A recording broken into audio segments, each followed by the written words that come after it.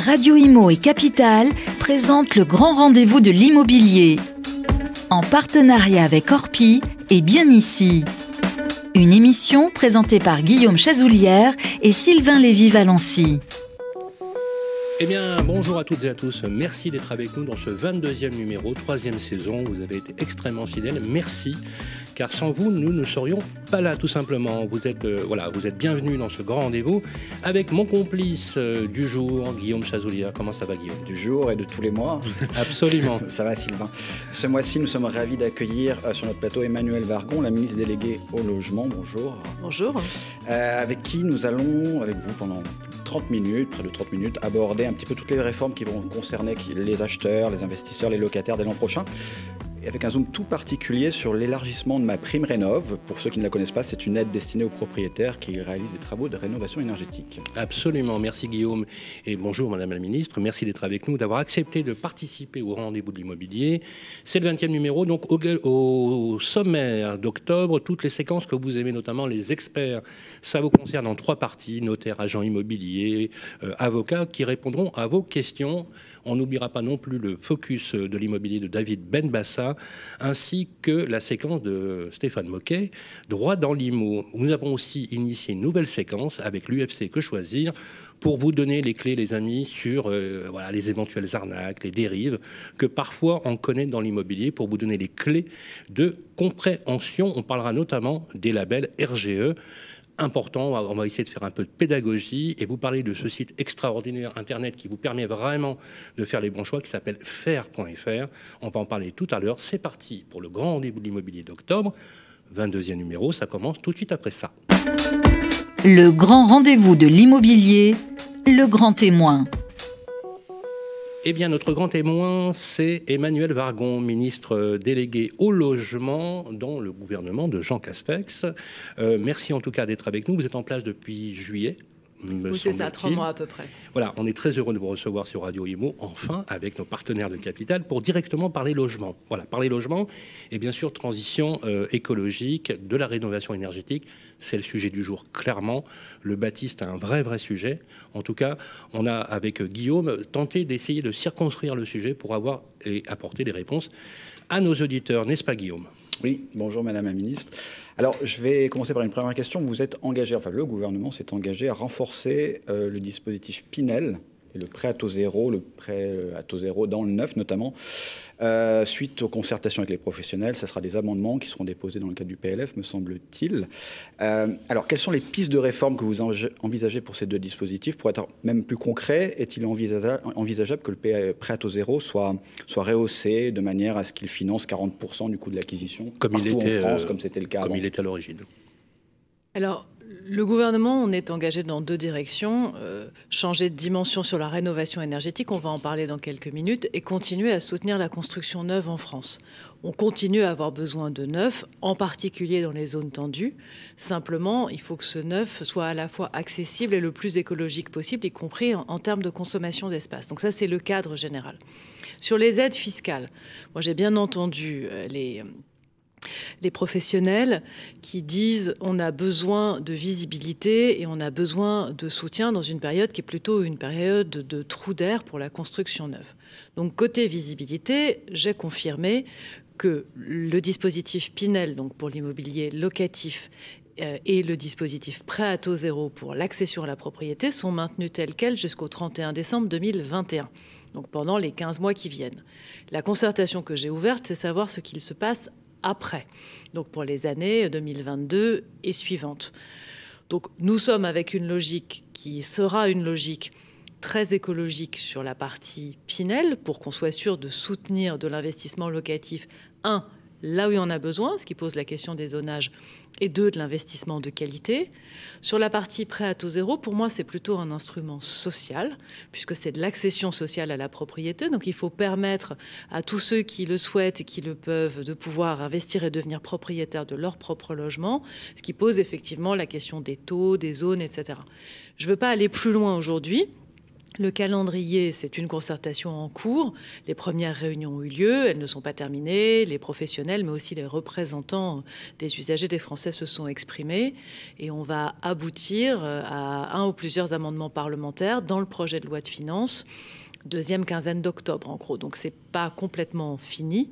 Et donc, je ne peux pas vous dire encore exactement quelle est la direction donnée. Mais la direction, c'est maintenir et améliorer ces deux dispositifs. Alors justement, je voudrais qu'on continue sur cette lancée. Bien évidemment, on a bien compris qu'effectivement, vous concertiez pour qu'en 2022, on puisse avoir une issue après 2021. Je pense que c'est un signal qui a été plutôt bien perçu par les professionnels, clairement. Ils se sont posés beaucoup de questions. Vous avez parlé du PTZ. Le PTZ est un instrument qui resolvabilise aussi les personnes lorsqu'ils ils accèdent à la propriété. C'est surtout des primo-accédants dont il s'agit.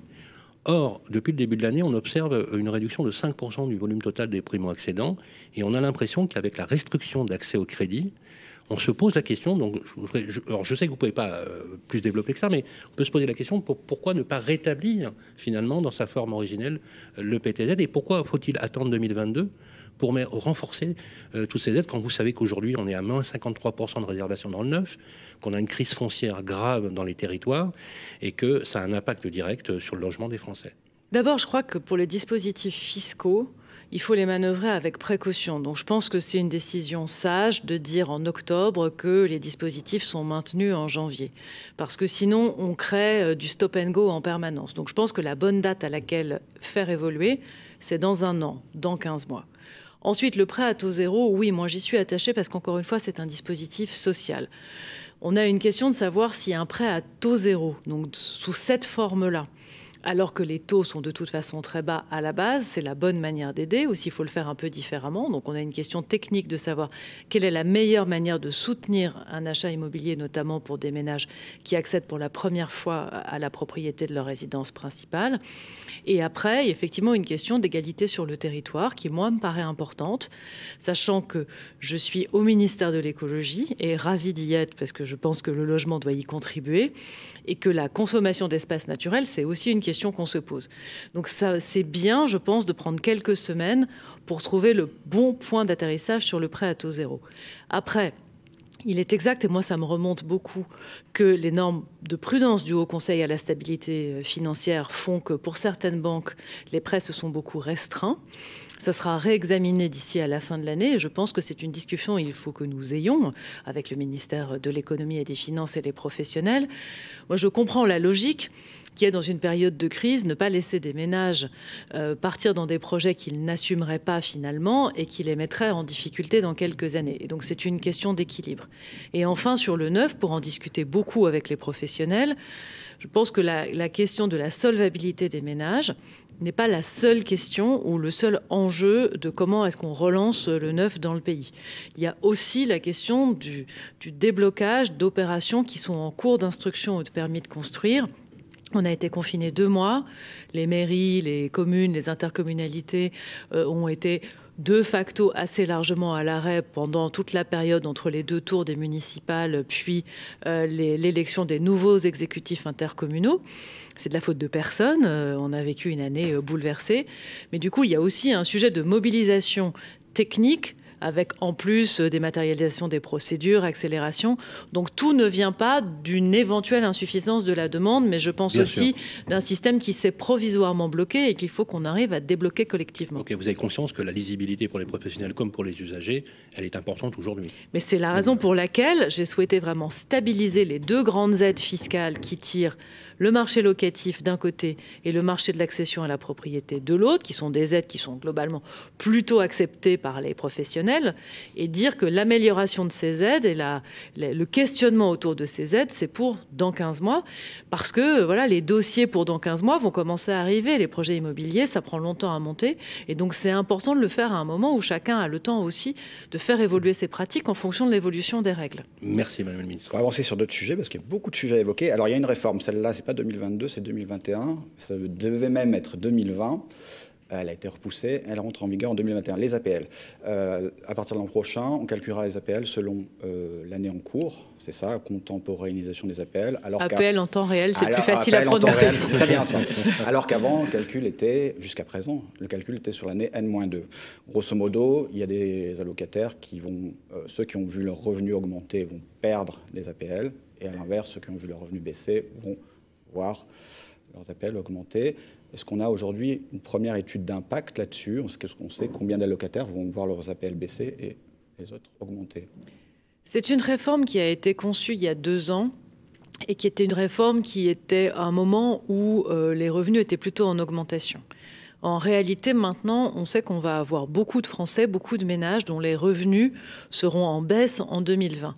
Évidemment, malheureusement, ceux qui ont perdu leur emploi, mais aussi ceux pour lesquels le chômage partiel à 84% n'est pas compensé à 100% pour leur employeur, ceux dont les heures supplémentaires ont baissé ou ont disparu, des petits boulots qui ont disparu, etc., etc. Donc cette réforme, en fait, va être une réforme d'amortisseur social, en réalité.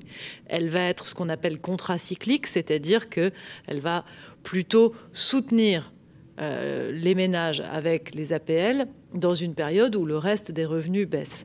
Du coup, je vous avoue qu'aujourd'hui, on a du mal à avoir une estimation précise du nombre de ménages gagnants et du nombre de ménages perdants et du bilan économique de cette réforme. Ça sera 700 millions à peu près, je crois.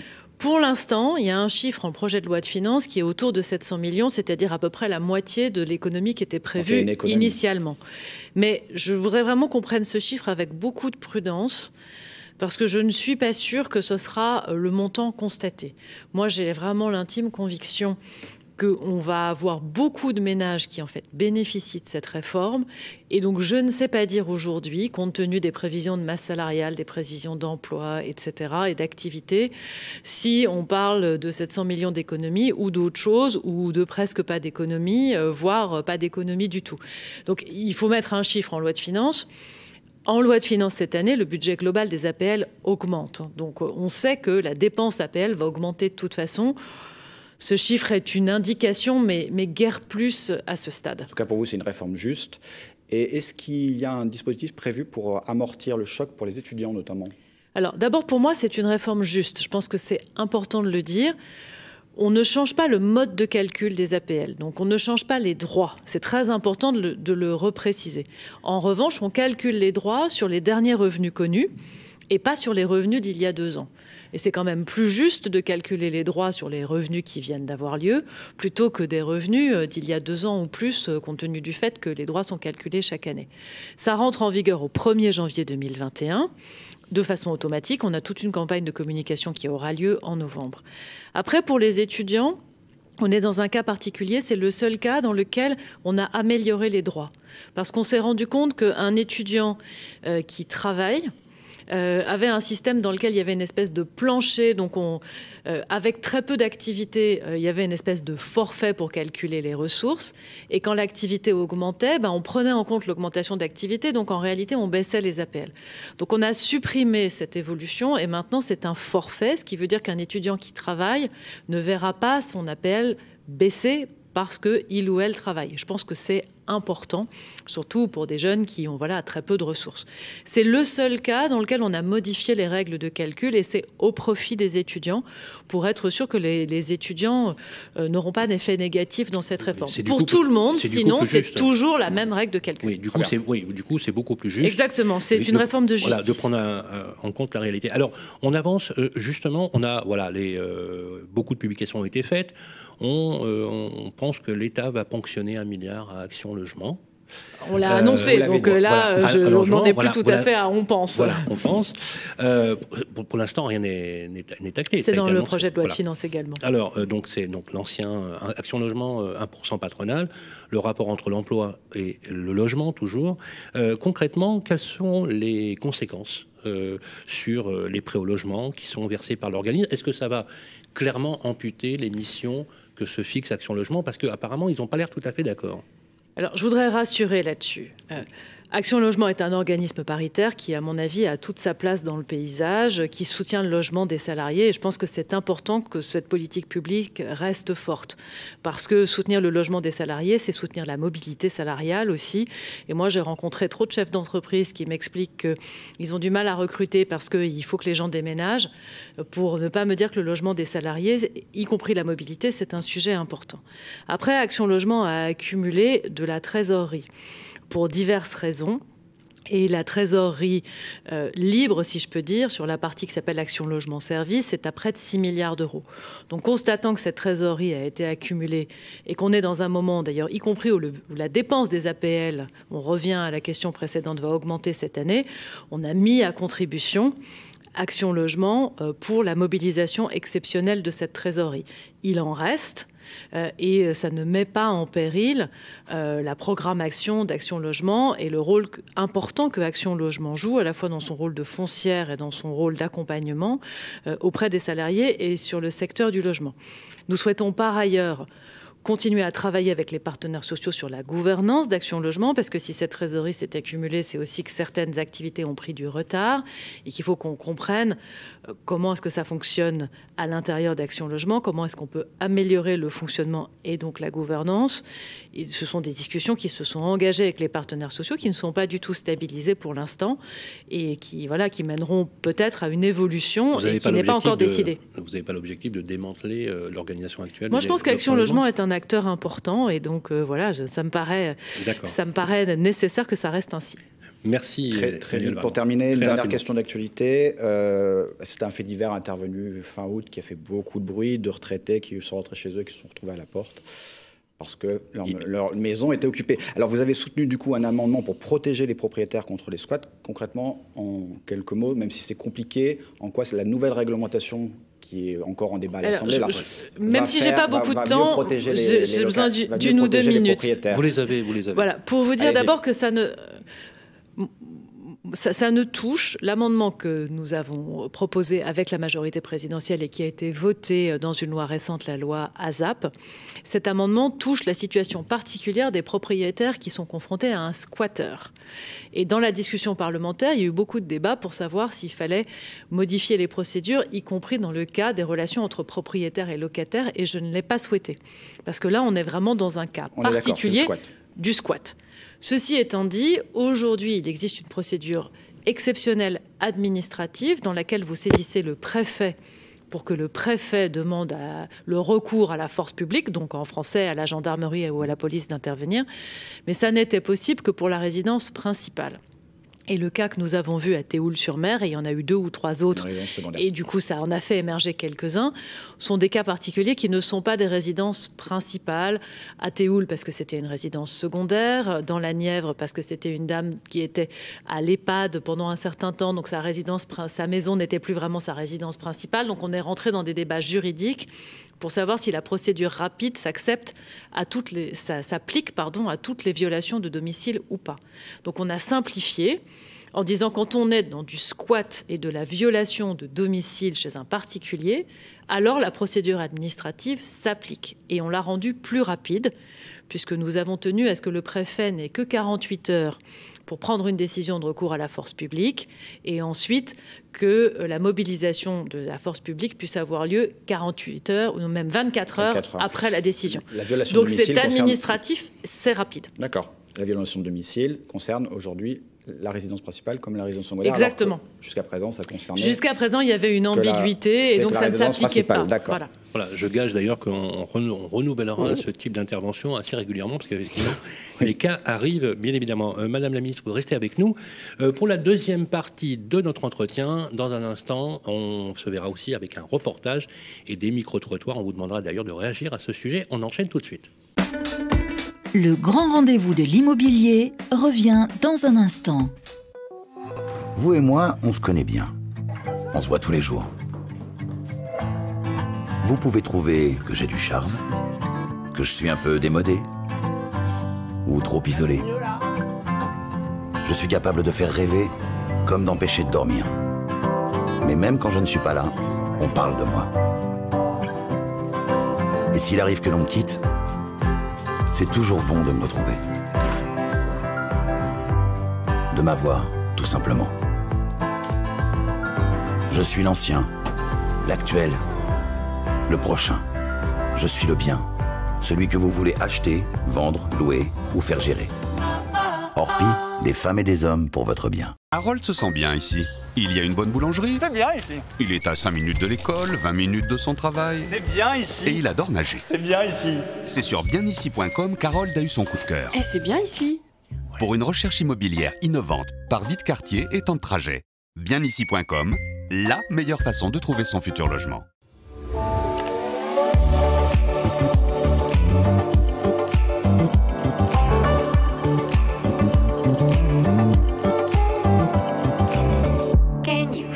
See the mess and trouble in your brain. Anger you retain, pressure rocks you like a hurricane. Is it time for you to jump into the next train? Change of hand, make a stand, I can see your heart change. Wake up, no more nap, your turn is coming up. You feel lazy, but stop the fantasies and bubble dust. If you need to hear, go for it. I will teach you how to feel the things so close to you, connected all. Every day is a miracle. Connect back with the people. Le grand rendez-vous de l'immobilier, ça vous concerne. Eh bien, rebonjour à toutes et à tous. Merci. Vous êtes toujours avec nous pour ce 22e numéro du Grand Rendez-vous de l'immobilier. Oui, c'est déjà la 3e saison. Et dans ce Grand Rendez-vous, c'est un moment que vous aimez particulièrement. Ça vous concerne. C'est maintenant avec nos experts immobiliers qui vont répondre à vos questions, comme c'est l'usage. Salut Vincent. Bonjour Sylvain, bonjour Guillaume. Notre premier expert est une experte et une habituée du plateau, c'est Marie Choplin-Texier. Bonjour. Bonjour à tous. Notre notaire au sein de l'étude Chevreux à Paris. Marie, première question, elle nous est posée par Alexandre. Il est à Paris. Il est en concubinage avec une nouvelle compagne. Ils envisagent ensemble d'acquérir un appartement. Il se demande si créer une SCI, une société civile immobilière, ça a un avantage. Alors, je voudrais tout de suite rappeler qu'on ne crée pas de SCI dans toutes les situations et que chaque conseil est vraiment particulier. On ne conseille pas, par exemple, de la même façon un couple de concubins, la trentaine sans enfants, qu'un couple de 40 ans avec chacun des enfants d'une première union. Ça, c'est très important de le rappeler. Donc, chaque situation doit faire naître une consultation spécialisée et individualisée. Ensuite, en termes financiers, constituer une société aujourd'hui pour acquérir, on ne paie pas moins cher en droit d'enregistrement quand on achète un immeuble ou un appartement via une société ou en direct. Les droits vont être exactement les mêmes. Après, c'est plus dans son fonctionnement que la société peut être avantageuse. J'ai relevé 3 avantages dont je peux vous parler aujourd'hui. Tout d'abord, on va pouvoir donc aménager les statuts. On a une grande liberté pour aménager les statuts d'une société civile au niveau de la gérance. On va pouvoir désigner l'un des concubins comme gérant ou les 2 concubins gérants et puis aménager leur pouvoir, aller jusqu'à donner un pouvoir de vendre le bien immobilier au sein même de l'objet social de la société dans les statuts. Donc ça, c'est très important de le signaler. Le deuxième avantage, c'est qu'on va éviter certains défauts de l'indivision. Vous savez que dans une indivision, tout indivisaire peut demander à tout moment à sortir de cette indivision et qu'en cas de désaccord entre les concubins, on va jusque devant le juge et c'est du coup un partage judiciaire. Et on peut même provoquer la vente par anticipation. Alors, le tribunal pourra aller jusqu'à provoquer la vente, voilà, s'il n'y a pas d'accord qui est trouvé. Via des statuts de société, on va pouvoir aménager donc ces éventuels problèmes et on va surtout pouvoir éviter cette action en partage de l'un des indivisaires. L'un des associés peut aller en justice demander la dissolution judiciaire de la société, mais c'est beaucoup plus restreint puisqu'il faut ce qu'on appelle un juste motif pour pouvoir le faire. Et une simple mésentente entre les associés ne va pas aller jusqu'à provoquer cette dissolution judiciaire de la société. Donc voilà, on est quand même dans une situation qui est plus pérenne via une société civile quand on achète un bien entre concubins. C'est quoi un juste motif, juste pour l'illustration pour nos auditeurs? Alors un juste motif, ça peut être un dysfonctionnement grave dans la société ou que la société elle-même mette en péril la situation de l'un des associés. Donc ça va vraiment... Si c'est un couple et que c'est la séparation d'un couple, est-ce que c'est un juste motif? Pas forcément. D'accord. Et juste une dernière question, ça se fait beaucoup? On parle d'une niche ou, par exemple, là, c'est un jeune accédant à la propriété? De créer une société? Ouais. On crée des sociétés dans ce cas. Non, mais des jeunes couples comme ça qui font ça, oui, ça se fait beaucoup de plus en plus. Oui. Et ça peut vraiment être une bonne chose d'aller faire une société. C'est une pratique de plus en plus développée, oui. D'accord. Oui. Alors par contre, voilà, une société, oui, mais là encore, bien encadrée, avec des statuts bien rédigés. On trouve des statuts aujourd'hui un petit peu partout et qui ne sont pas forcément bien rédigés. On peut faire beaucoup de choses avec des statuts de société, mais il faut que ce soit vraiment bien écrit et bien fait. Alors juste en complément, une petite information. Est-ce que c'est bien de détenir la résidence principale en SCI? Alors, on peut la détenir. Alors, c'est encore mieux de l'encadrer dans les statuts en prévoyant effectivement que les concubins, durant le concubinage, vont pouvoir y loger leur résidence principale. Mais oui, c'est tout à fait possible.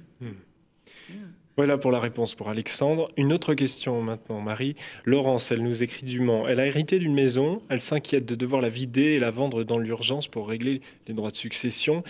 Qu'est-ce qui se passe si la maison n'est pas vendue dans le délai de 6 mois? Et qu'est-ce que c'est que ce délai de 6 mois? Alors, c'est souvent une grosse angoisse des héritiers, parce que c'est vrai qu'il y a le décès qu'il faut déjà encaisser, si je puis dire. Et puis ensuite, il faut s'occuper de vider une maison et puis de la vendre. Ce délai est très court. Ce délai, il est fixé par le Code général des impôts. Rappelons qu'on a 6 mois pour déposer une déclaration fiscale de succession à l'administration fiscale et payer les droits de succession qui sont liés. Ce délai, il est porté à 1 an, rappelons-le quand même, quand le décès a lieu à l'étranger, ce qui est un cas de plus en plus fréquent. Donc ce délai, il faut qu'il soit respecté. Il n'est pas possible d'aller négocier avec l'administration fiscale. On nous pose souvent la question. On ne peut pas aller... c'est pas négociable. C'est pas négociable, voilà. Donc on doit payer et on s'expose à des pénalités de retard et une éventuelle majoration si on ne règle pas dans les délais. Rappelons que les intérêts de retard, c'est 0,20% par mois de retard si on ne règle pas l'administration fiscale dans le délai de 6 mois. Et on peut ensuite avoir des majorations, c'est-à-dire au bout du 13e mois après le décès, on peut avoir 10% de droits majorés, si on ne dépose pas la déclaration. Et ça peut aller encore plus loin, c'est-à-dire que si la vente de la maison tarde et que l'administration va jusqu'à mettre en demeure l'héritier de déposer sa déclaration de succession et de payer les droits, on peut aller jusqu'à une majoration de 40% si on n'y répond pas dans les 90 jours. Donc voilà, quand on hérite d'un bien immobilier, même si c'est très fastidieux de le vider et de le mettre en vente, un conseil, il ne faut pas trop tarder. Voilà. Donc, il y a des solutions qui existent. On peut déposer un acompte auprès de l'administration fiscale. On hérite parfois aussi de liquidités ou on est bénéficiaire d'un contrat d'assurance vie. Donc, on peut, même si la maison n'est pas vendue, déposer un acompte et régler au moins une partie des droits. Ça va venir diminuer les éventuels intérêts de retard qui pourraient être dus. Et on peut aussi déposer une déclaration fiscale à l'administration en insérant ce qui s'appelle une mention express, c'est-à-dire qu'on vient signaler à l'administration qu'on est dans un processus de vente et qu'on se réserve le droit de venir modifier le prix, parce que vous savez comme moi, quand on met un bien en vente, on ne le vend pas toujours au prix espéré, et voilà, ça nous permet de venir rediscuter ensuite avec l'administration fiscale. Donc si on ne l'a pas vendu au bout de 6 mois, on a quand même... Des solutions existent. Il ne faut pas rester bloqué, mais il ne faut pas perdre trop de temps non plus. En fait, il vaut mieux, dans tous les cas, il vaut mieux prendre langue avec l'administration fiscale pour leur expliquer, et en général, ça se passe plutôt bien. L'administration a un pouvoir discrétionnaire. D'accord, parce que si vraiment vous ne pouvez pas la vendre, c'est vrai, il y a des situations où la maison, il faut 1 an pour la vendre. On ne parle pas de Paris, on parle puis, de la Marie, province. vous me disiez aussi que par exemple à Paris, le problème ne se posait pas souvent, mais en région, le problème était beaucoup plus récurrent. La situation n'est pas du tout la même. Sur Paris, on a moins d'inquiétude parce que les marchés... Tout ce qui est zone tendue, tout ce qui est zone tendue, mais une résidence secondaire, par exemple, difficile à vendre, par exemple, normalement, on a l'écoute de l'administration fiscale, je suppose. C'est difficile. C'est difficile, donc il ne faut vraiment pas perdre trop de temps. D'où l'intérêt aussi de s'entourer de professionnels, notaires, avocats, éventuellement.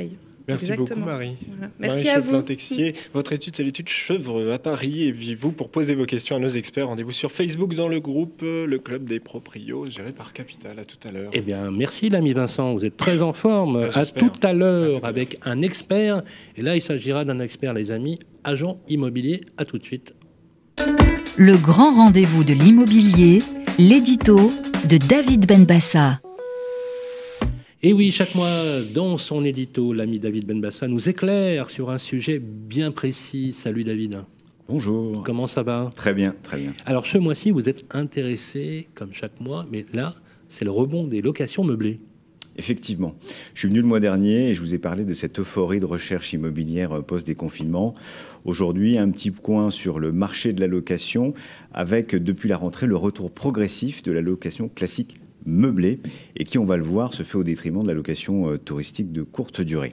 Alors, je vous le disais, la réaction des bailleurs a été très rapide dès le déconfinement. En mai 2020, avec la reprise du marché, le volume d'annonces de location sur Bien Ici a explosé. Si on regarde les annonces de location meublée, la progression a été de plus de 50% en mai 2020 par rapport à la moyenne des mois précédents. Donc, une envolée de ce nombre d'annonces de location meublée. Alors, on connaît cette période traditionnelle de hausse avril-mai, et ça vient de la demande des étudiants, mais l'effet est particulièrement visible cette année où la part de location meublée a gagné plus de 4 points par rapport à l'année 2019. Alors actuellement, le volume de logements de location meublée représente 10 à 15% de l'offre de location sur Bien Ici. Si on regarde maintenant la fraîcheur des annonces, ça c'est important, sur le 3e trimestre 2020, on constate qu'un tiers des annonces de location meublée diffusées sur Bien Ici le sont depuis moins d'1 mois. 2 tiers d'entre elles le sont depuis moins de 3 mois. Ce qui signifie, et finalement, ce qui montre cette réelle montée en puissance de la location meublée, c'est finalement que sur l'année 2020, 95% des annonces de location meublée diffusées, finalement, le sont depuis le déconfinement. Alors, bien entendu, ce phénomène s'explique de manière assez logique dans ce contexte actuel. La baisse de la fréquentation touristique et notamment, finalement, la disparition des touristes étrangers. Airbnb. Effectivement, c'est un impact important. Ça a rendu la location de courte durée finalement moins rentable pour les bailleurs, tout simplement. Alors, on n'oublie pas aussi les différentes contraintes de ce type de location, comme l'enregistrement du logement dans les mairies, ou le nombre de nuits limité. Effectivement, ça a un impact important. Ça peut décourager. Donc, la location meublée, c'est bien de le préciser, a quand même certains avantages par rapport à la location classique. On va parler tout d'abord de la durée de location. Le bail est renouvelable classique d'une durée d'1 an, mais il peut être de 9 mois pour les étudiants. Et si on parle de bail mobilité, on est sur une période de 1 mois à 10 mois. Si on regarde maintenant le montant des loyers, et ça va avoir une incidence sur le rendement, on constate généralement qu'ils sont plus élevés, de l'ordre de 15%. Encore un élément intéressant. Et si on regarde l'aspect, là, d'un point de vue fiscal, il y a la possibilité d'intégrer les meubles, donc le mobilier, dans le calcul de l'investissement du bien. Et si on regarde maintenant le temps moyen de vacances locatives, on constate finalement qu'il est parfois beaucoup plus faible que la location classique nue. C'est un élément important. Alors, s'il y a effectivement beaucoup de propositions de logements de location en meublé, c'est aussi souvent parce qu'il y a beaucoup de demandes. Les deux sont liés. Alors, et pas seulement de la part des étudiants, on peut aisément imaginer que dans ce contexte actuel, ça pousse certains Français à vouloir s'installer vite ailleurs, soit à cause d'un changement familial ou d'un changement professionnel. Alors, l'activité de recherche immobilière, de location meublée, suit la courbe de la saisonnalité de la location classique, mais on va remarquer quelque chose d'assez spécial, notamment pendant ce mois d'été, c'est que cet été, le critère meublé, puisqu'on a ça dans les éléments de recherche, a été utilisé 73% par 73% d'utilisateurs de plus qu'en temps normal. C'est un critère qui a été vraiment choisi. En juillet-août, on a même observé 20% de consultations supplémentaires par annonce de biens meublés et surtout 30% de contacts de plus générés auprès des professionnels. Donc vous voyez l'escalade, on sent vraiment une appétence supplémentaire à ce type de biens. Alors qu'est-ce que recherchent les internautes sur ces annonces de meublés? Tout simplement déjà la surface. Donc on constate qu'une annonce sur 2 en meublé est un studio. Les appartements de 2 pièces représentent un tiers de l'offre. Le deuxième élément qu'ils vont regarder, c'est la localisation, bien évidemment. Un tiers des localités recherchées en location meublée concerne finalement le top 5. Donc on a Marseille, Lyon, Montpellier, Toulouse et bien sûr Paris. Et enfin, ce qui regarde également beaucoup, ce sont les photos. Vous me voyez souvent et vous m'entendez souvent dire que les photos, c'est un élément important pour l'ensemble des biens en location, aussi bien en transaction. Pour la location meublée, c'est bien évidemment tout particulier, puisque on ne va pas seulement cette fois-ci chercher un bien à louer, mais on va chercher un aménagement. Le bien est effectivement aménagé. La loi explique que chaque pièce doit avoir un mobilier destiné lié à sa destination. Donc une chambre, il y a un lit, la salle à manger, il y a une table avec des chaises, la cuisine, un frigo, des plaques. Bref, la photo va permettre de définir l'aménagement et finalement de pouvoir se projeter beaucoup plus facilement dans ce futur bien à louer. Donc en conclusion, oui, je peux vous le dire, l'offre de location meublée revient en grâce du fait d'une situation de marché un petit peu particulière. Elle représente 15% de l'offre de location, en tout cas sur Bien Ici. Et elle offre, on l'a vu, beaucoup d'avantages pour le bailleur et pour le locataire, surtout lorsqu'il souhaite une installation rapide ou même temporaire. Merci David. On va vous retrouver tout à l'heure pour votre focus mensuel. Merci à vous. Le grand rendez-vous de l'immobilier, Focus, marché de l'IMO, par David Benbassa. Et oui les amis, pour cette 3e saison, 22e numéro du Grand Rendez-vous de l'Immobilier, on a un focus immobilier. Et c'est vous qui le faites, David. Vous posez chaque mois à un professionnel une question qui éclaire nos amis.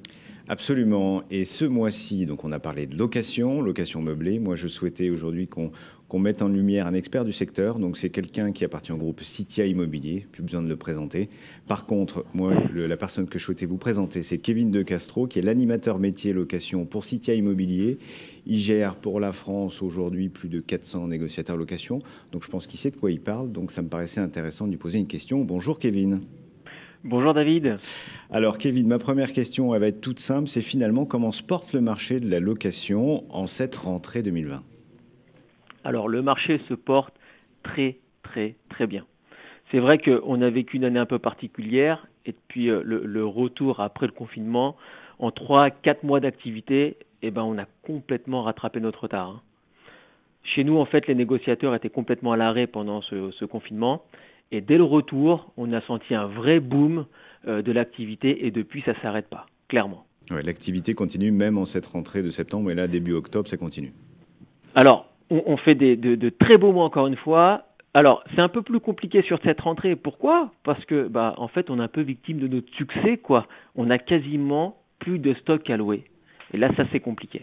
Et est-ce que c'est partout dans toutes les villes où certaines arrivent à tirer leur épingle du jeu ? Alors, c'est clairement un sujet national. Maintenant, si on met à part les grandes métropoles, Paris, etc., comme on les connaît, il y a des villes qui ont vraiment une saison particulière. Angers, par exemple. Angers, c'était vraiment une saison incroyable. On avait 300-400 appels par jour. Ça a complètement fait saturer notre réseau téléphonique de l'agence. Et on payait des collaborateurs pour dire, voilà, on n'a plus rien à louer. Mais on était obligé de le faire pour nos clients. Parce que sinon, ils ne comprendraient pas. Donc, c'est très particulier. Bien sûr. Ça, il en va aussi de votre réputation auprès des clients de répondre à l'ensemble des demandeurs. Dernier point, une dernière question. Est-ce que tout ça, finalement, ça fait augmenter les loyers ? Clairement, oui. On est sur le sujet de l'offre et la demande. De toute façon, faut pas se le cacher. Donc oui, ça fait augmenter les loyers. Alors, il faut savoir que dans les zones tendues, avec des loyers qui sont plafonnés, forcément, c'est plus compliqué. Donc là, les loyers, ces villes-là tirent leur épingle du jeu. Maintenant, sur tout le reste du territoire, clairement, on a des augmentations de prix. Même sur des villes où, à l'époque, le secteur locatif était un peu plus compliqué. Comme par exemple Saint-Étienne. Saint-Étienne, aujourd'hui, on commence à avoir une pénurie de petites surfaces et des loyers qui ont augmenté de 5, 6, voire 7%, même à Saint-Étienne, quoi. Ok, merci beaucoup Kevin pour cet éclairage très intéressant. Merci à vous. Merci beaucoup, Kevin De Castro. Je rappelle que vous êtes gestionnaire de biens chez Citia. Vous occupez d'une grande équipe. Animateur métier location. Dans l'ensemble du territoire. Voilà, vous gérez, je crois, 400 gestionnaires sur l'ensemble du réseau. Merci, David. On vous retrouve le mois prochain. Et comme tous les mois, bien évidemment, on retrouvera votre édito, votre focus. Merci, David Benbassa. Restez connectés. On se retrouve tout de suite après ça.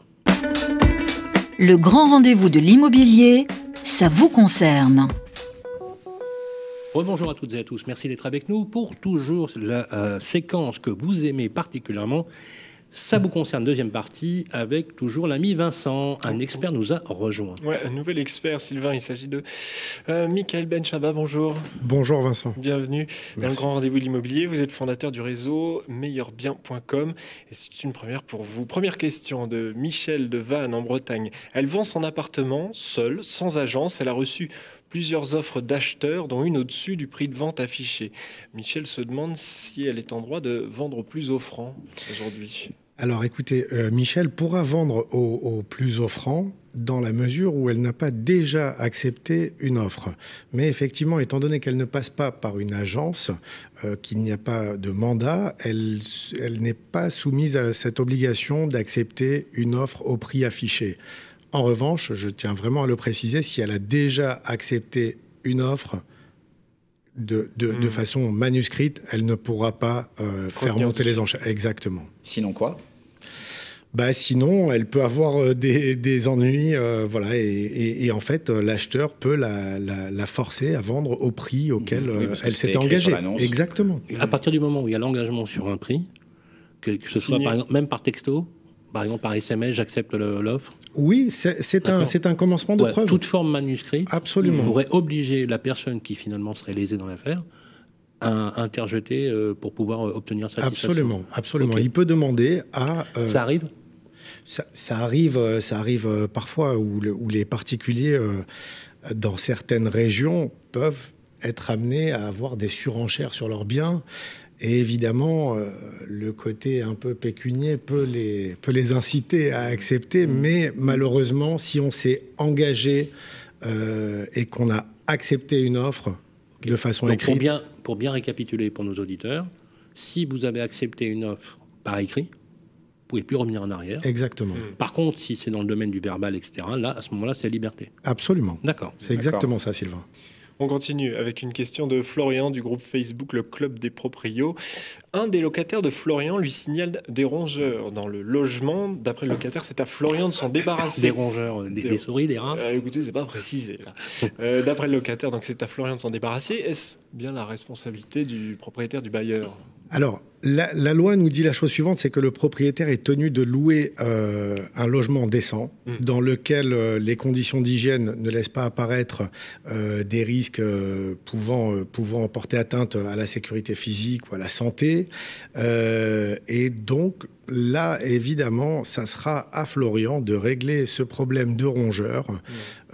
Pareil, pour tout ce qui est termites, xylophages, il est tenu en fait de louer un logement décent sans ces différents inconvénients notables quand même. Ça me fait penser à un sujet qui est toujours d'actualité, c'est les punaises de lit. C'est la même chose ou c'est pareil, ça sera pareil, dans la mesure où le propriétaire a l'engagement de vous louer un logement sans tout ce qui est xylophage et autres. Donc, toute forme de rongeurs. nuisance qui altérerait le contrat de location pourrait être opposable au propriétaire. Absolument, absolument. Et si le propriétaire peut prouver que les nuisances viennent ou ont été dans la longueur du bail faites par le locataire, est-ce qu'il là-dessus, il peut y avoir une bascule par exemple ? Alors évidemment, s'il arrive à prouver il y a un défaut d'entretien, par exemple. Je crois que c'est l'entretien. C'est ça, c'est le défaut d'entretien. S'il arrive à prouver qu'il y a un défaut d'entretien et que c'est dû au locataire, oui, à ce moment-là, ce sera au locataire de prendre en charge ces réparations. Mais dans l'ensemble, le propriétaire, encore une fois, est tenu de louer un logement un logement décent. Merci beaucoup. Michael Merci à vous pour l'invitation. Vous êtes fondateur du réseau immobilier meilleurbien.com. Vous voulez à votre tour poser des questions à nos experts. Rendez-vous sur le Club des Proprios, le groupe Facebook géré par Capital. À tout à l'heure. Merci Vincent. Et tout à l'heure, on va entamer notre troisième séquence. Ça vous concerne avec notre expert notaire. Dans un instant, nous allons aborder la deuxième partie de notre entretien avec la ministre du Logement, chargée du Logement, Emmanuelle Wargon, qui est notre invitée ce mois-ci. Je vous dis à tout de suite. Le grand rendez-vous de l'immobilier revient dans un instant. Vous et moi, on se connaît bien. On se voit tous les jours. Vous pouvez trouver que j'ai du charme, que je suis un peu démodé ou trop isolé. Je suis capable de faire rêver comme d'empêcher de dormir. Mais même quand je ne suis pas là, on parle de moi. Et s'il arrive que l'on me quitte, c'est toujours bon de me retrouver. De m'avoir, tout simplement. Je suis l'ancien, l'actuel, le prochain. Je suis le bien, celui que vous voulez acheter, vendre, louer ou faire gérer. Orpi, des femmes et des hommes pour votre bien. Harold se sent bien ici. Il y a une bonne boulangerie. C'est bien ici. Il est à 5 minutes de l'école, 20 minutes de son travail. C'est bien ici. Et il adore nager. C'est bien ici. C'est sur bienici.com qu'Harold a eu son coup de cœur. Eh, c'est bien ici. Pour une recherche immobilière innovante, par vie de quartier et temps de trajet. Bienici.com, la meilleure façon de trouver son futur logement.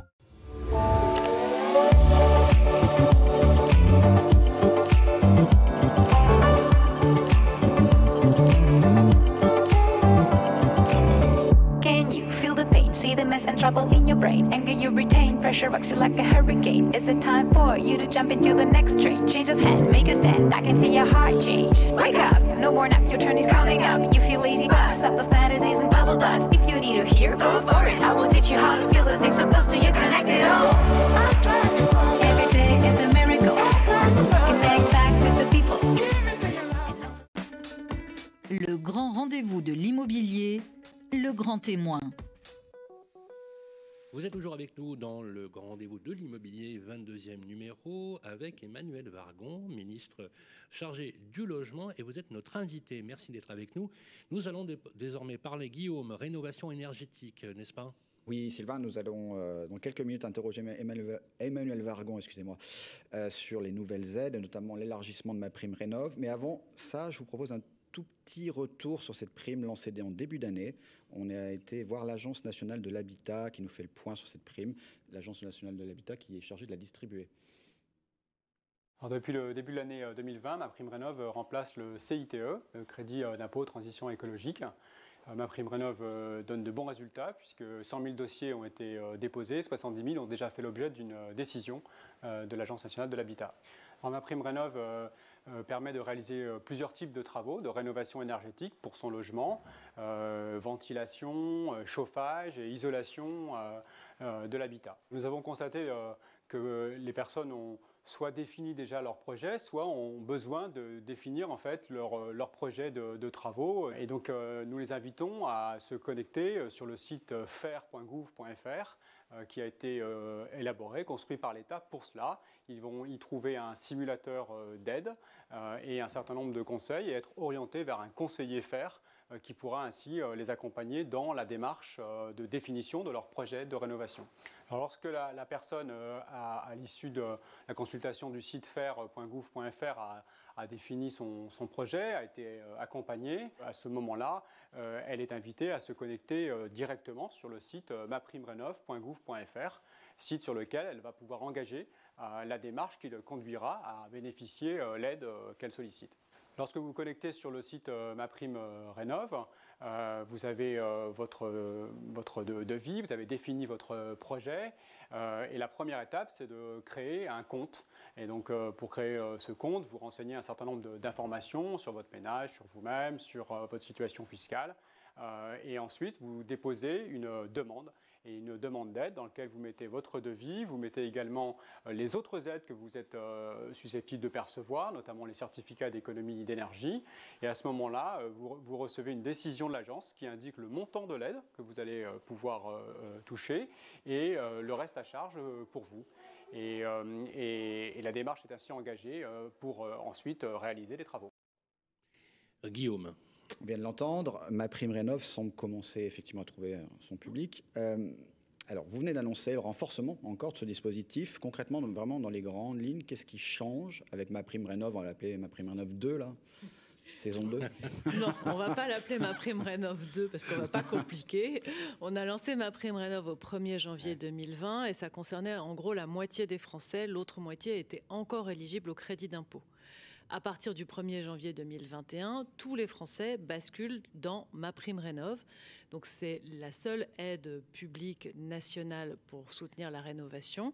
C'est simple, il y a un barème par catégorie de revenus, il y a 4 catégories de revenus. Donc quand vous rentrez, vous définissez votre profil et donc ça va vous dire que vous êtes bleu ou jaune ou rose ou violet. Et ça n'est pas une question de garçon ou de fille. Et ça va vous dire que du coup, si vous êtes dans le profil bleu, voilà les aides auxquelles vous aurez droit en fonction des travaux que vous faites. Et donc c'est la même chose qu'au 1er janvier 2020, élargi à tous les Français avec beaucoup de belles nouveautés. La première, c'est qu'on ouvre aux propriétaires bailleurs. Ça n'était pas le cas auparavant, y compris pas dans le CITE. Et c'est très important parce que, évidemment, c'est là que c'est le plus difficile d'inciter à faire des travaux, puisque vous êtes propriétaire avec un locataire, c'est vous qui payez les travaux et c'est le locataire qui fait des économies sur sa facture. Et sans contrepartie. Hein, donc, et sans contrepartie, donc c'est important que ce soit ouvert. Et on ouvre aux copropriétés avec une aide à la copropriété. Parce qu'aujourd'hui, une copropriété 27 lots égale 27 dossiers de demande d'aide. Demain, une copropriété, un dossier fait par le syndic et l'aide se déduit du montant des travaux et du coup, c'est le montant moins l'aide qui est appelé auprès de chaque copropriétaire. On rentrera dans le détail de tout ça tout à l'heure. Non, mais c'est nouveau, quoi. Donc c'est nouveau, mais justement, ça va. Alors justement, c'est nouveau. Et d'ailleurs, mon cher Guillaume, j'ai vu que vous avez fait une allusion. On est bien d'accord que l'annonce qui a été faite par Bruno Le Maire ne sera pas prise en compte. La contrepartie de baisser les loyers, par exemple. En fait, je pense que ce qu'il a voulu dire, c'est que du point de vue du locataire, ça serait une baisse de la charge totale, puisque loyer inchangé et baisse de la partie facture énergétique. Voilà, je ne pouvais pas m'en empêcher. Il voulait vraiment la poser. Alors justement, j'aimerais qu'on essaie d'y voir plus clair. D'y voir plus clair. Guillaume, est-ce qu'on peut donner des exemples Moi, voilà, des exemples. J'ai pas d'exemple. Moi, je vais vous les poser.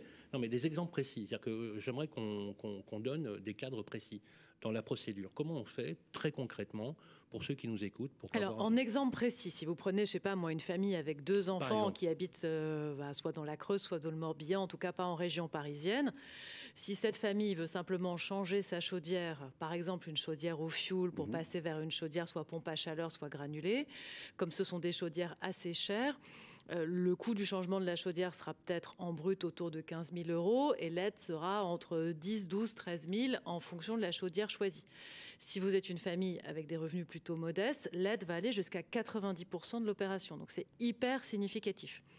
Si vous êtes un ménage plus aisé et que vous vous lancez dans une rénovation globale, ça fait partie des innovations, c'est-à-dire on regarde le logement, on fait un audit énergétique au début. On dit, si on veut économiser 50% d'énergie, voilà ce qu'il faut faire, un peu d'isolation, un peu de changement de chauffage ou autre. Ensuite, vous faites les travaux. Là, pour un ménage aisé, sur une opération qui sera peut-être à 35 000 €, parce que forcément c'est plus cher, vous faites une rénovation globale, l'aide sera peut-être autour d'entre 10, 12, 13 000. Donc vous serez à peu près un tiers du devis aidé. Donc il faut juste à retenir, les ménages les plus modestes peuvent être aidés jusqu'à 90% sur une opération, les ménages les plus riches plutôt autour de 35 à 40% maximum. Et ça s'applique à tous les modes de chauffage, à tous les types de travaux. Et l'aide dépend de ce que vous faites en fait. Je rebondis juste sur les ménages aisés, vous l'avez dit. Donc 100% des Français, ils en font partie. Et la grande nouveauté, c'est qu'ils seront vraiment aidés s'ils font des rénovations globales. J'entends. Si on se replonge un petit peu en arrière, ces ménages aisés qui sont nouvellement bénéficiaires de la prime, ils ne sont pas forcément tous gagnants par rapport à l'ancien système qui prévalait, c'est-à-dire le CITE, qui a valu pendant des années 30%. J'ai un crédit d'impôt qui est égal à 30% de mon équipement. J'avais fait une petite simulation avec un fournisseur d'énergie qui me disait qu'un ménage de 4 personnes, par exemple, qui gagne 70 000 € de RFR, revenu fiscal de référence, en province, il est éligible, lui, à la prime rénov' que pour des travaux d'isolation. On est d'accord, celui-là. Isolation ou rénovation globale. Voilà, mais pas pour d'autres tâches. Et encore, s'il fait ses travaux d'isolation, par exemple, il aménage il isole ses murs à 100 mètres carrés de façade, la prime plus le CE, ça lui donne droit aujourd'hui à 4 000 €, allez, 4 100 € d'aide, contre 6 300 € qu'il pouvait avoir avec les CE et le crédit d'impôt antérieur. Donc, on voit qu'il y a une baisse d'aide pour ce ménage qui est plutôt aisé. Vous assumez donc ce choix? J'assume totalement ce choix. On est passé d'une situation dans laquelle on avait un petit peu de certificats d'économie d'énergie, mais finalement assez peu ciblés sur la rénovation. On consommait environ 500 millions € de certificats d'économie d'énergie par an. Et l'aide principale, qui était une aide fiscale, à 30% des travaux, quels que soient les travaux faits. Environ les 20% des ménages les plus aisés captaient environ la moitié de l'aide fiscale, bénéficiaient. Oui, et c'est normal que chacun utilise les dispositifs qui sont à sa disposition. Mais parce que c'était du fiscal, le réflexe, c'était plutôt les gens qui étaient imposables, qui avaient l'habitude de manipuler des dispositifs fiscaux. Donc, je ne trouve pas qu'on était à l'optimum dans cette situation-là. Aujourd'hui, on a plus de 2 milliards € de certificats d'économie d'énergie. Donc, ça se diffuse beaucoup plus, d'ailleurs, y compris auprès des ménages aisés qui, avant, avaient assez peu recours aux certificats d'économie d'énergie. On a remis à peu près le même montant sur l'aide directe que ce qu'on avait sous forme de CITE. Donc, il y a à peu près le même montant budgétaire sur MaPrimeRénov' que ce qu'il y avait sur le CITE. Simplement, ça bénéficiera plus en valeur et donc en volume aux ménages les moins aisés. Et je trouve qu'on a atteint le bon point d'équilibre. Donc, oui, c'est vrai que vous trouverez des ménages aisés qui étaient aidés dans le CITE et qui ne le seront plus aujourd'hui. Mais pour les gros travaux, ceux qui sont les plus lourds et ceux sur lesquels l'aide est le plus le facteur déclencheur, l'isolation par l'extérieur et la rénovation globale. Les ménages aisés sont de nouveau aidés et je pense que c'est un signal très important. Et encore une fois, ils sont souvent bailleurs eux aussi. Je vois. Alors ça a le mérite d'être très clair et je souscris tout à fait. Parce que ceux qui sont le plus concernés par la précarité énergétique, c'est justement les personnes qui ont de faibles moyens. Et vous avez concentré et rétabli un équilibre que je partage complètement. D'ailleurs, Radio Imo soutient tout à fait cette chose. Et merci d'assumer cette position. On a le droit aussi de donner. Mais merci son beaucoup. opinion. Et pour moi, c'est aussi une dimension de justice sociale qui est importante. Le rétablissement d'une vraie équité, puisqu'effectivement, la précarité énergétique, c'est pas les ménages les plus aisés qui en sont les victimes, c'est souvent les personnes qui n'ont pas les moyens de rénover. Exactement. On parle de copropriétés qui sont parfois extrêmement précaires. Alors, malgré effectivement de très bons chiffres de démarrage de la prime, les Français sont-ils bien au courant des aides qui leur sont proposées, notamment à la rénovation? Et grâce à vous, ça va s'améliorer. On a fait un tout petit micro-trottoir, vous allez voir. Comme tous les médias, merci en tout cas, mais comme tous les médias, on s'est permis, Guillaume, de faire un micro-trottoir. Alors je vous propose qu'on écoute les Français. On leur a posé la question, justement. En toute humilité. Oui, je suis au courant que les aides à la rénovation énergétique existent. Ma mère en a bénéficié dans le Roussillon. Ça s'est très bien passé. Elle n'a eu qu'1 euro en reste à charge. Donc pour moi, c'était une affaire remarquable. Ouais, j'ai bien entendu parler des aides à la rénovation énergétique, dans le cadre notamment de la lutte contre le climat. Mais c'est vrai que dans le détail, je ne le maîtrise pas, on ne sait pas à qui s'adresser. Donc ça mériterait effectivement plus de lisibilité, plus de clarification pour que les gens puissent se saisir de ce sujet qui est un sujet important. Oui, je sais que les aides aux travaux existent, il y a plein d'aides qui existent. Après, je pense que tout dépend de sa situation financière, quoi. Mais oui, les aides, elles existent. Elles existent et je pense que le problème, c'est que les gens, ils n'osent pas demander parce qu'ils pensent toujours qu'ils ont droit à rien. Mais je sais que oui, ça existe, que ce soit pour la rénovation énergétique, pour améliorer son habitat, payer ses charges. Oui, je sais que ça existe. Après, quels critères il faut remplir pour en bénéficier? Sincèrement, je ne sais pas. Mais je sais que voilà, ça existe. Moi, je trouve ce micro-trottoir plutôt encourageant parce que les 3 personnes interrogées disent qu'ils savent que ça existe, plus ou moins précisément. Une des 3 dit que ça a marché concrètement pour sa mère, ce qui est encourageant. Et après, MaPrimeRénov', on l'a créée au 1er janvier dernier, donc c'est en fait extrêmement récent. Et on n'a pas besoin, avant de s'être posé la question des travaux qu'on a envie de faire, de connaître les barèmes précisément. Je crois que le message important, c'est il existe une aide, elle s'appelle MaPrimeRénov'. Tout le monde peut en bénéficier et après, il faut aller se renseigner quand on commence à avoir un projet et donc savoir où se renseigner. Donc, je le redis, vous l'avez dit tout à l'heure, sur le site faire.gouv.fr, qui est le site général d'information et d'appui pour la rénovation énergétique. Et pour MaPrimeRénov' elle-même, maprimerenov.gouv.fr. J'insiste sur le .gouv. C'est une bonne manière de différencier les sites gouvernementaux des sites qui sont des faux ou des sites commerciaux. Seul le gouvernement peut utiliser du .gouv.fr et le site FAIRE est passé en .gouv justement pour clarifier que c'est bien un site gouvernemental. C'est une information. Guillaume. Juste 2 dernières questions. On l'a évoqué un petit peu tout à l'heure, la rénovation globale, mais je voudrais, parce que c'est quand même une nouveauté de cette nouvelle prime, l'évolution de cette prime. Qu'est-ce que c'est qu'une rénovation globale? C'est un bouquet de travaux précis ou c'est une économie d'énergie à réaliser? Est-ce qu'on peut éclairer les gens là-dessus? Et puis vraiment un exemple de prise en charge.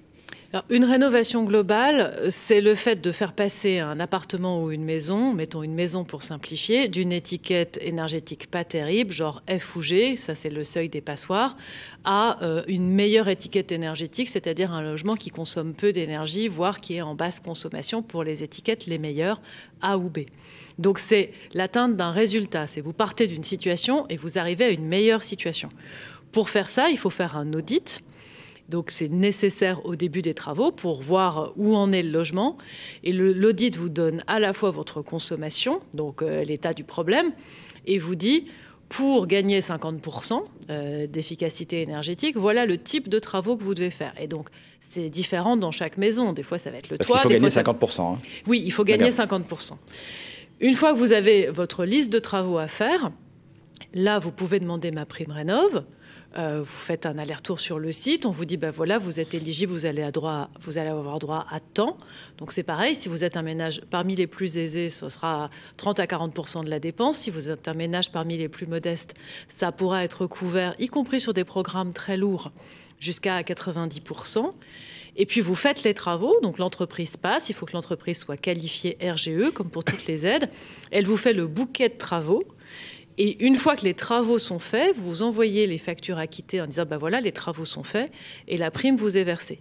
Et il n'y a pas besoin de refaire un audit parce qu'on considère qu'à partir du moment où l'audit a été fait au début et que vous appliquez le plan de travaux prévu, dans ce cas-là, ça amène votre maison ou votre appartement au bon niveau de consommation et l'entreprise est engagée, sa responsabilité professionnelle est engagée avec sa certification. Donc c'est simplement qu'au lieu de dire je demande une aide pour changer ma chaudière ou isoler ou ventiler, je dis je demande une aide pour passer ma maison d'un état pas terrible à une performance meilleure. Mais après, in fine, ça reste un programme de travaux. Très bien. Alors justement, on va parler des copropriétés, un peu moins de 9 millions de copropriétés, dont, alors ça dépend des instruments de mesure, les syndicats qui communiquent, qui disent que 15-20% des copropriétés seraient en difficulté, c'est-à-dire sont en état de précarité énergétique. L'ancien dispositif est un peu complexe pour les copropriétés. Ben, il n'était pas fait pour les copropriétés. Il n'était pas fait pour la propriété.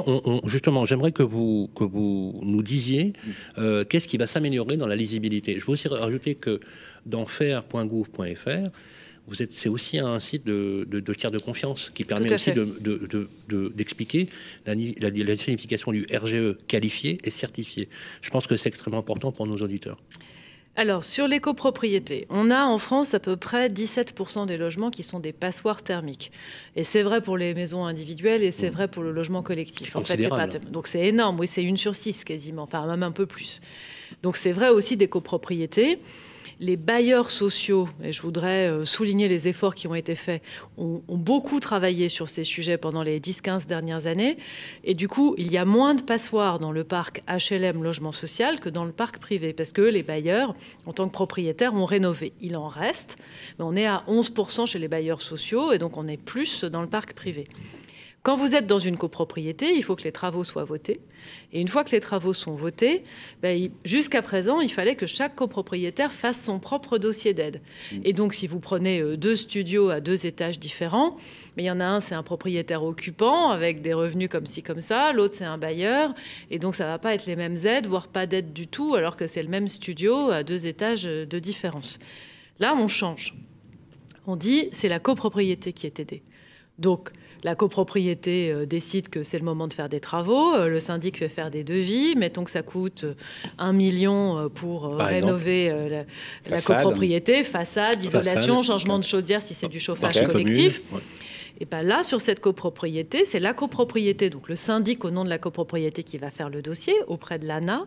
Et l'ANA va dire, bah oui, tout à fait, la copropriété est éligible comme toutes les copropriétés de France. Vos travaux, c'est très bien, parfait.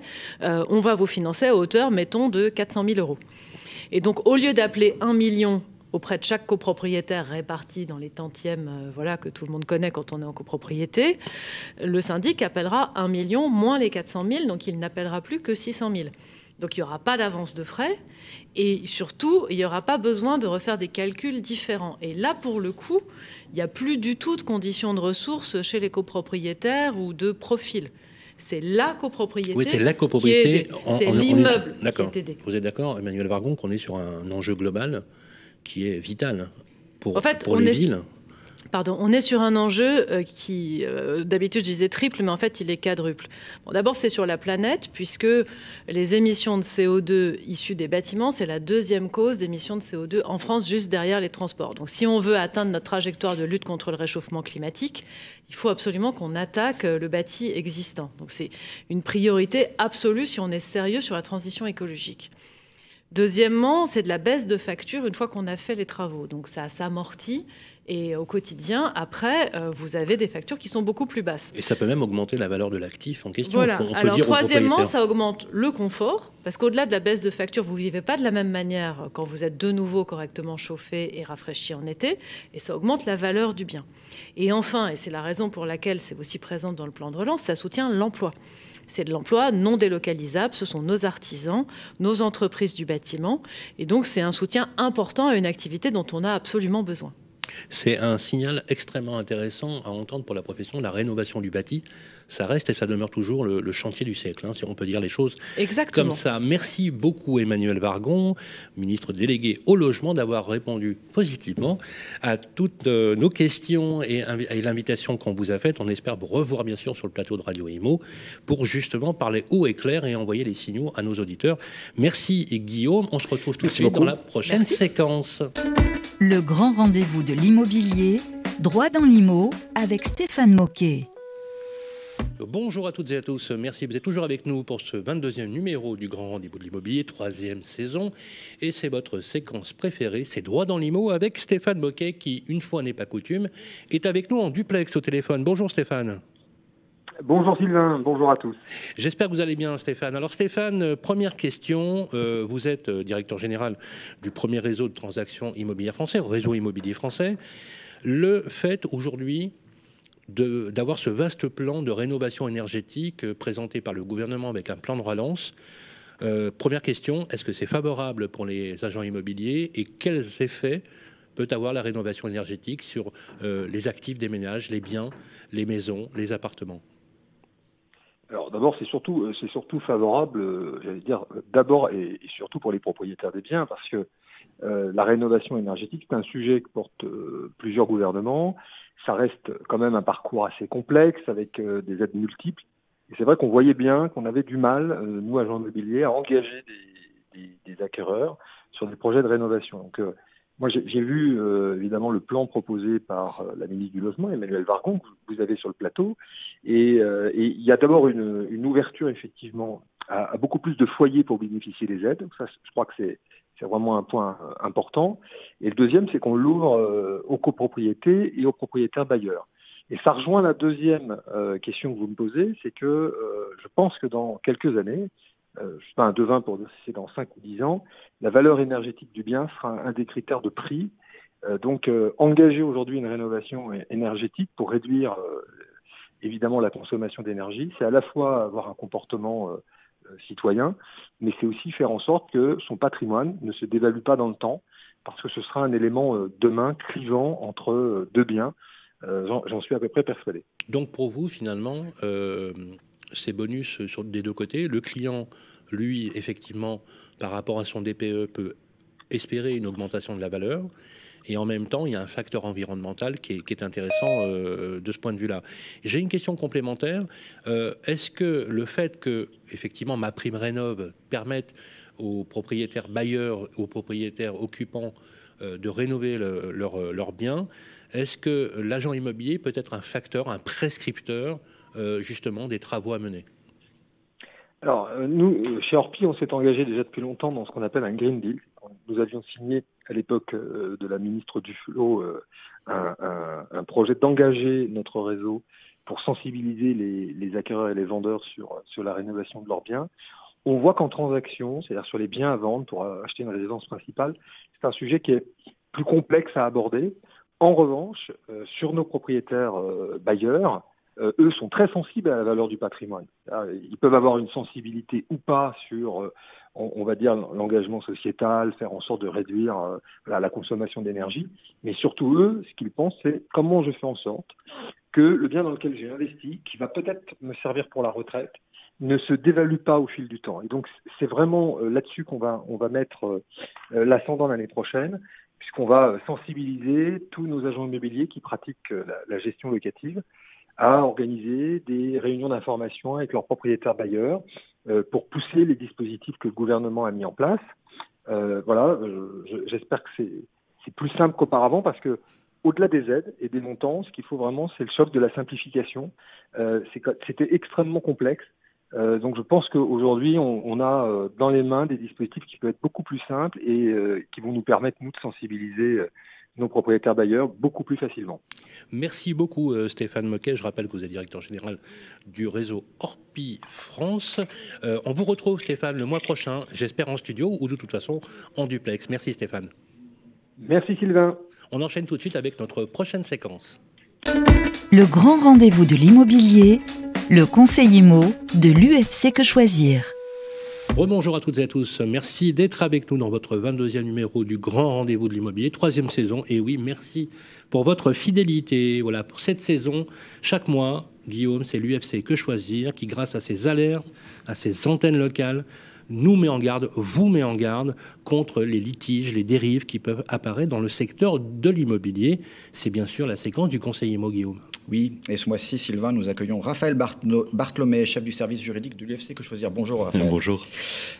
Vous nous mettez en garde ce mois-ci contre les artisans qui usurpent le fameux label RGE, alors reconnu garant de l'environnement. C'est un label obligatoire pour entreprendre les travaux de rénovation énergétique chez les particuliers. Absolument, absolument, parce qu'un projet de rénovation énergétique bien réalisé doit permettre de faire des économies et de réduire l'impact environnemental de son logement. Du coup, il est souvent demandé par quel bout prendre une rénovation et notamment choisir l'entreprise pour la réaliser.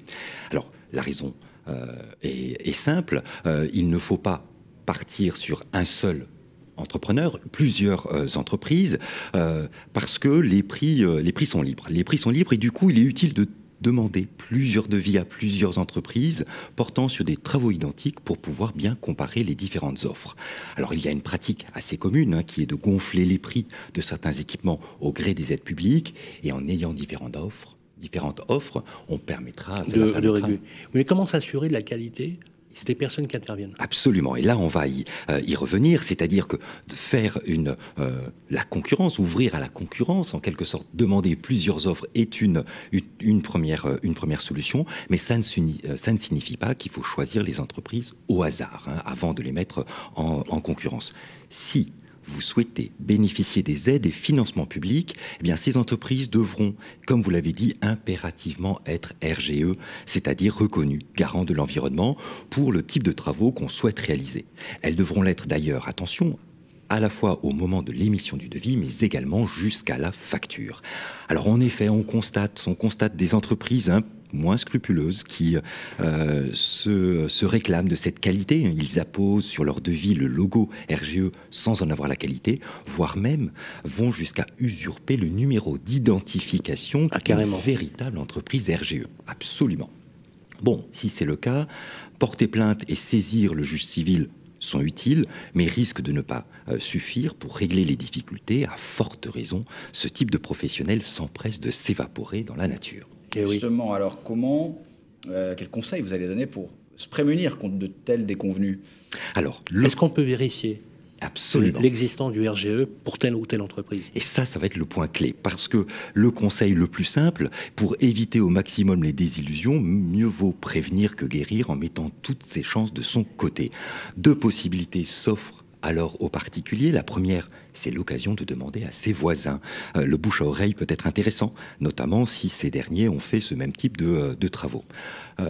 Ça peut constituer une piste intéressante, mais ne garantit pas non plus d'avoir affaire à une vraie entreprise RGE.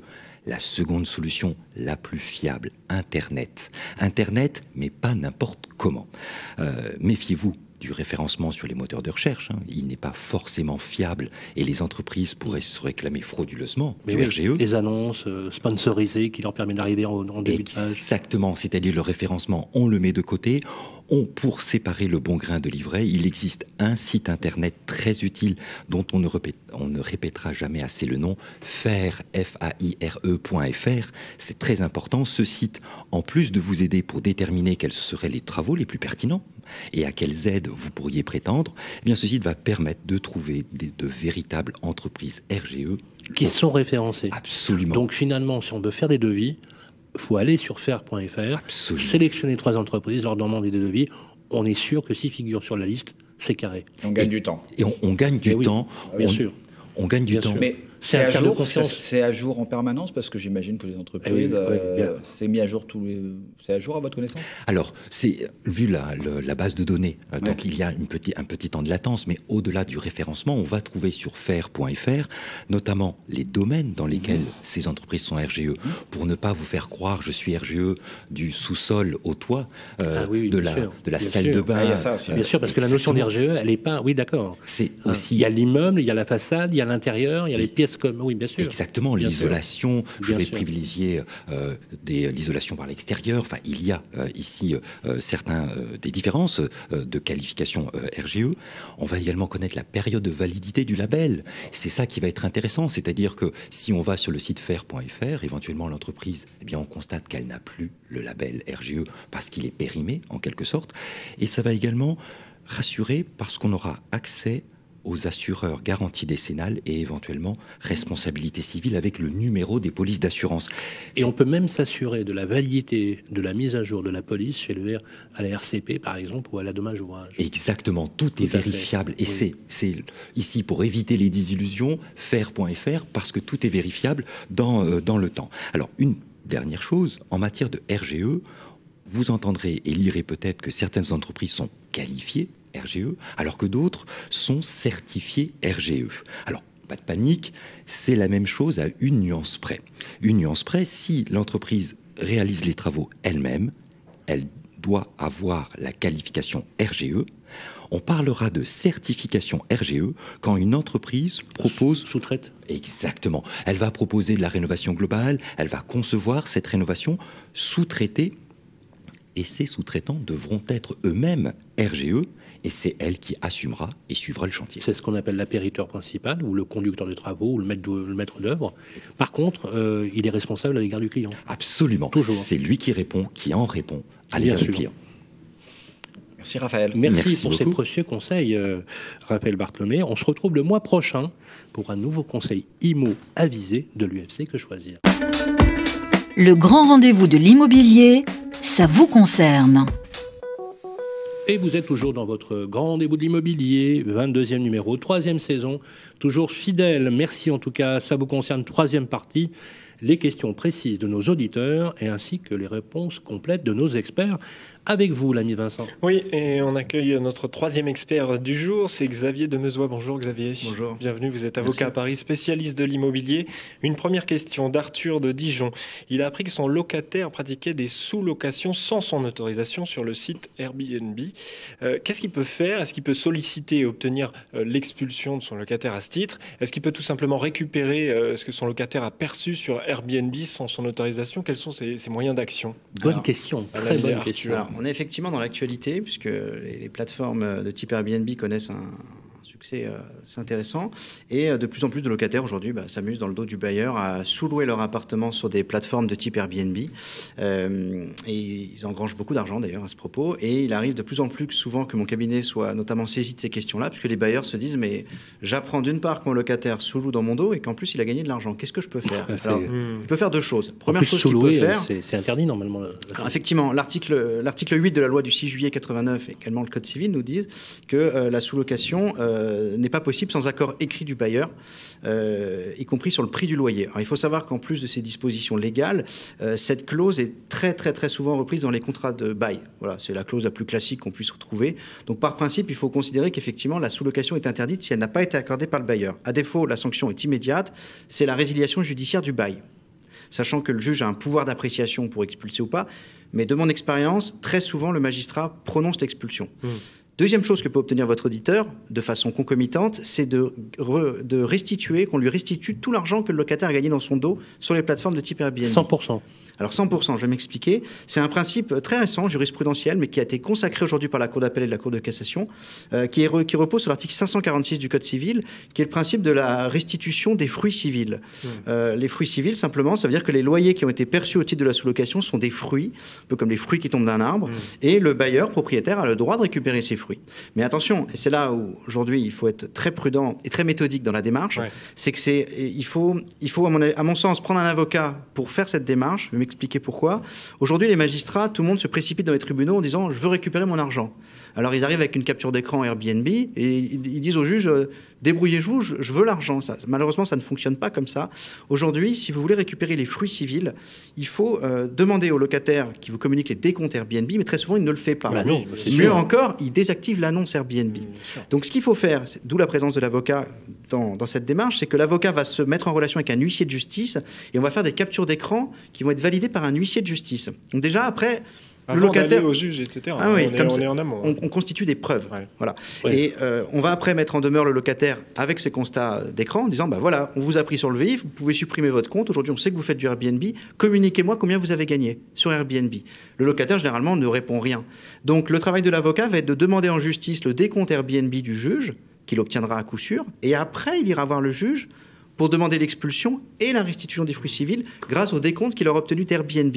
Et là, on aura un travail complet. L'expulsion, hein. Ah oui, l'expulsion. Ouais, ouais. Elle est fréquemment suivie. Parce que... Et la responsabilité de la plateforme, elle est quand même engagée à minimum. Alors ça, c'est un autre sujet aujourd'hui, la responsabilité des plateformes. Parce que normalement, est-ce que la plateforme doit s'assurer que le bail lui permet la sous-location ? Aujourd'hui, on a une actualité jurisprudentielle par une décision, je crois, du tribunal judiciaire de mémoire du 5 juin, mais vraiment de tête, qui a été obtenue dans la mesure où un bailleur a poursuivi justement un locataire et Airbnb en responsabilité solidaire. Et le tribunal a suivi la réflexion du bailleur en disant qu'effectivement, il avait une responsabilité de ce qui se passait sur sa plateforme. Néanmoins, la décision est isolée et a été particulièrement critiquée dans la mesure où aujourd'hui, et c'est en appel, on attend évidemment comment ça va se passer, dans la mesure où en fait la plateforme considère, elle, qu'elle n'a pas à être responsable de tout le contenu. Donc c'est, à mon avis, une décision de cour d'appel qu'il faudra surveiller. Mais aujourd'hui, ça reste une décision isolée.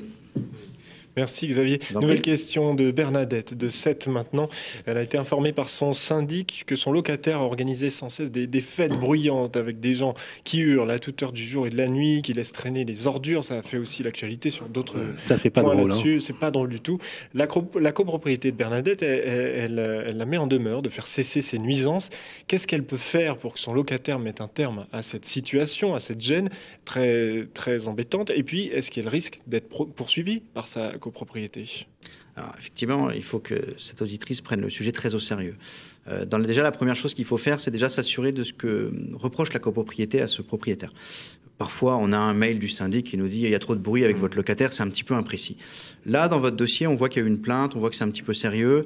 Il faut prendre le sujet, il faut le considérer. Donc, qu'est-ce que doit faire votre auditrice ? La première chose qu'elle doit faire, c'est déjà dans sa relation de locataire, agir.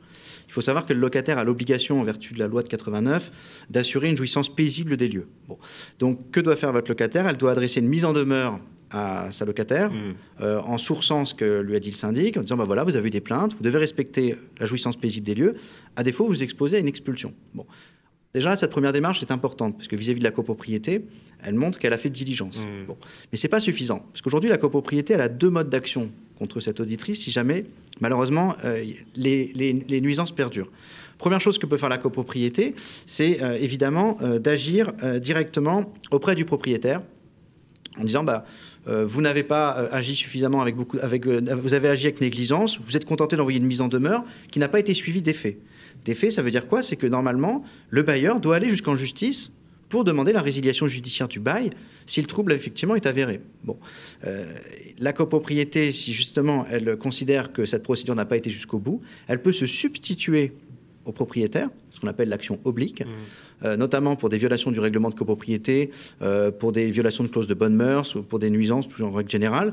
La copropriété peut dire, bah, comme vous, propriétaire, vous avez été en carence de faire respecter le règlement de copropriété dont votre bailleur a l'obligation de respecter, je me substitue à lui, via l'action oblique, qui est une disposition du Code civil, et là, la copropriété se substitue et assigne directement le locataire en résiliation judiciaire du bail. C'est intéressant. Pas très courant, mais c'est intéressant.